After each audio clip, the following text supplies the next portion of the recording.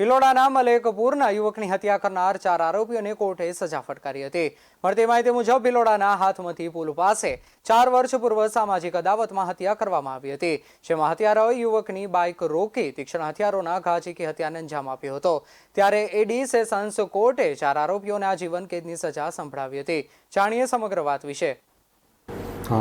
મોડાસાના મહેરબાન additional sessions જજ શ્રી એચ.એન. વકીલ સાહેબની કોર્ટમાં 302 મુજબના ગુનાના કામે કેસ ચાલી ગયેલો, જે સદર બનાવ તારીખ 6/2/20ના રોજ સાંજના 7:45 વાગ્યાના સમયે આ કામના આરોપીઓને ફરિયાદી અને ઈજા પામનારા તથા ને આ કામના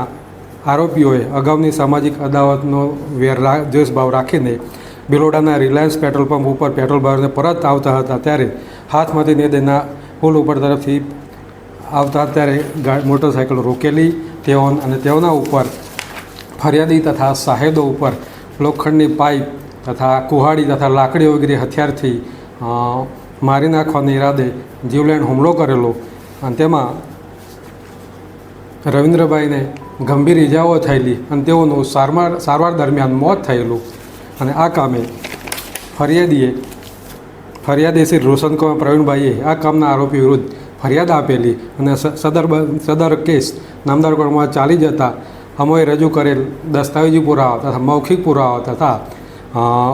ફોરેન્સિક એવિડન્સ તથા આઈઓએ રજૂ કરેલો દસ્તાવેજી પુરાવા સહિતની કામગીરીને કારણે મજબૂત પુરાવો રજૂ કરવામાં આવેલો અને સદર કામ ચાલી જતા અમોએ દલીલ કરેલી ફરિયાદ તરફે અને આજરોજ નામદાર કોર્ટે આ કામના આરોપી અજયભાઈ સુરજીભાઈ, કીર્તિભાઈ દિલીપભાઈ સડાત, અજયભાઈ દિલીપભાઈ સડાત, મહેશભાઈ હીરાભાઈ ખરાડી નાઓને એમ મળીને કુલ 4 આરોપીઓને ક્રિમિનલ પ્રોસિજર કોડની કલમ 235(2) મુજબ